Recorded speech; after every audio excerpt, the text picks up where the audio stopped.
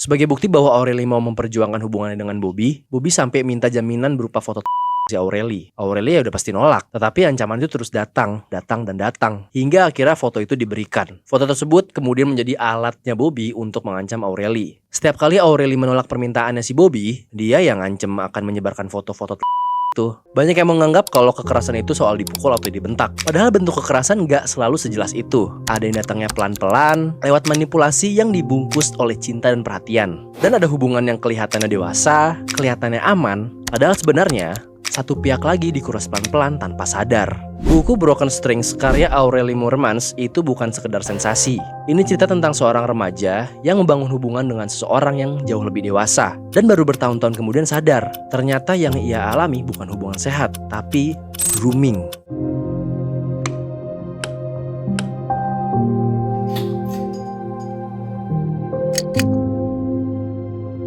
Seperti yang banyak orang tahu, Aurelie Moermans adalah artis dan musisi Indonesia Belgia. Namanya sempat ramai dibicarakan setelah ia merilis buku memoir berjudul Broken Strings. Buku ini jadi sorotan karena isinya itu sangat kontroversial dan sangat personal. Aurelie merilis buku ini dalam bentuk e-book gratis yang dicantumkan linknya di bio Instagramnya. Dan di episode kali ini, kita akan membahas secara singkat kisah Aurelie berdasarkan apa yang ada di dalam buku Broken Strings itu. Aurelie tumbuh di keluarga dengan kondisi ekonomi yang serba kekurangan. Mamanya ini masih sangat muda saat mengandung Aurelie. Di masa itu, keadaan finansial keluarganya itu jauh banget dari kata stabil. Setiap hari, ayahnya harus mengantri di bank makanan untuk mendapatkan sumbangan. Sedangkan ibunya bekerja sebagai asisten rumah tangga. Dan kadang menjaga anak temannya demi penghasilan tambahan. Tumbuh di kondisi seperti itu membuat Aurelie menjadi anak yang patuh dan jarang membantah. Dia terbiasa mengikuti apa yang diminta oleh orang dewasa. Saat usianya 13 tahun, Aurelie berkunjung ke Indonesia dan tinggal di rumah neneknya. Suatu sore, neneknya sedang nonton sinetron. Lalu berkata agar Aurelie mencoba menjadi artis. Waktu itu, Aurelie cuma nganggap omongan neneknya ini konyol. Tapi pada akhirnya, dia mencoba mengikuti kompetisi bakat di tahun 2007. Aurelie tidak menyangka bahwa kompetisi itu justru menjadi awal dari pahitnya dunia yang akan ia hadapi. Dengan keterbatasan bahasa, Aurelie berhasil memenangkan kompetisi tersebut dan keluar sebagai juara pertama. Setelah itu, Aurelie kembali ke Belgia. Sampai suatu hari, neneknya memberi kabar bahwa rumah produksi terakhir tempat Aurelie audisi menginginkannya kembali ke Indonesia. Akhirnya, Aurelie mengurus kewarganegaraannya dan pindah ke Indonesia bersama mama dan adiknya. Karirnya berjalan cepat. Ia mendapat peran utama di sinetron, film, hingga iklan. Saat Aurelie berumur 15 tahun, Aurelie sudah bisa membantu membayar biaya tagihan rumah. Singkat cerita, Aurelie bertemu dengan seorang pria bernama Bobby. Saat pertama kali bertemu, Aurelie ini berusia 15 tahun dan si Bobby berusia 29 tahun. Disinilah awal kisah kelam Aurelie dimulai.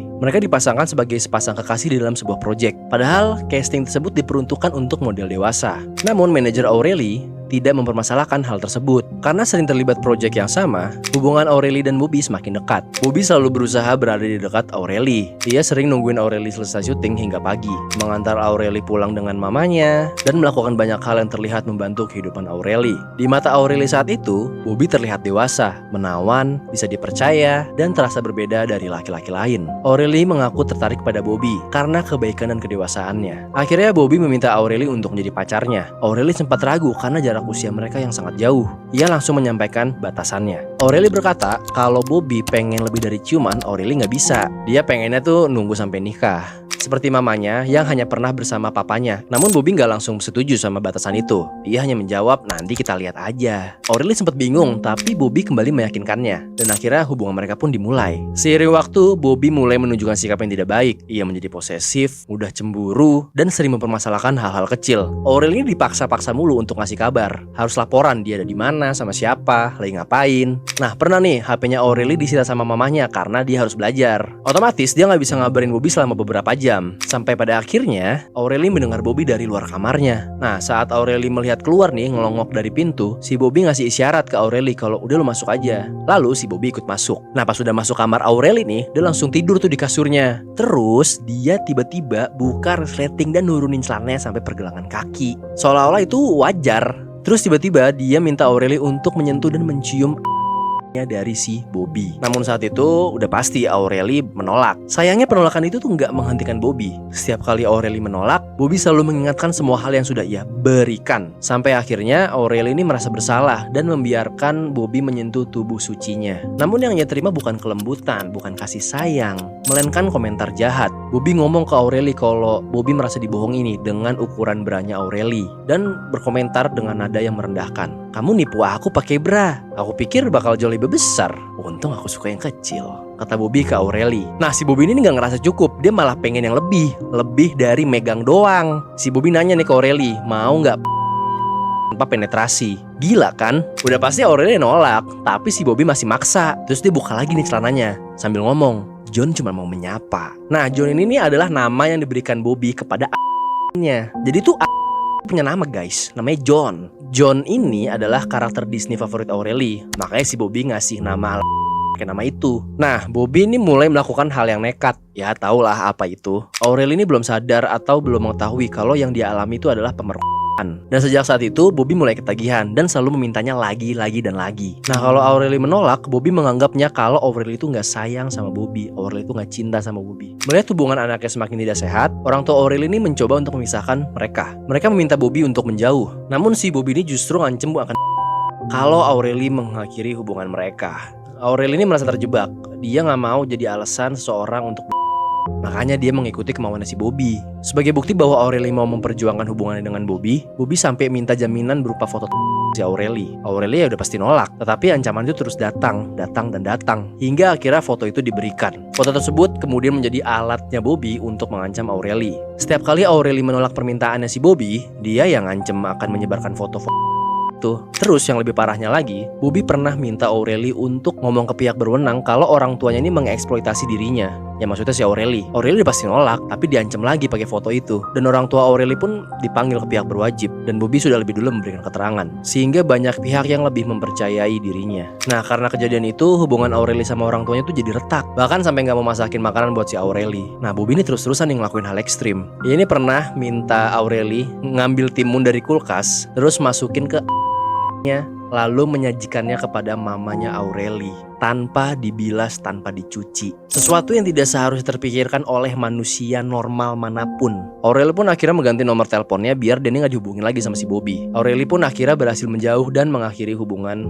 tidak sehat itu. Namun kebebasan itu tidak berlangsung lama. Orang tuanya diancam akan dibunuh. Aureli dipaksa menikah dengan Bobby yang saat itu usianya Aureli masih 18 tahun. Nah, si Bobby ini nyari-nyari gereja yang bisa nikah mereka tanpa saksi. Nah, udah pasti Aureli ini dijebak karena Aureli mana mungkin mau nikah nggak sah kayak gitu kan. Yang dimana bahwa si Aureli pun nggak tahu kalau misalkan hari itu adalah hari pernikahannya, hari dimana itu adalah hari bahagia, malah itu adalah hari yang paling menyeramkan. Nggak ada satu orang pun dari pihak Aureli. Yang hadir hanya orang tuanya si Bobby, bahkan orang-orang asing. Bahkan Bobby sampai meminta sepasang lansia untuk berpura-pura menjadi orang tuanya Aureli. Setelah menikah, Aureli tinggal di rumah Bobby karena ia diusir dari rumahnya karena kejadian pernikahan itu. Di sana, Aureli dipaksa mengerjakan pekerjaan rumah, kayak ngepel lantai pakai elap, nyuci baju sendiri, dan terus diperlakukan dengan sangat merendahkan. Uang jerih payah kerja Aureli itu langsung dipakai sama Bobby dan keluarganya. Bahkan Aureli pun gak diizinkan bertamu dengan mamanya. Aureli sampai stres berat sampai mengalami pendarahan berbulan-bulan.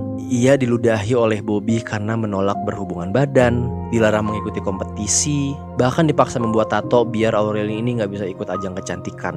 Aureli juga mengalami kekerasan fisik dan verbal. Ia dipukul, diludahi, dicaci, dimaki. Dan setiap kali Aureli ingin pulang ke rumah mamanya, Bobby berubah menjadi pria yang baik, meminta maaf, dan memohon lalu kembali menjadi pribadi yang kejam dan manipulatif.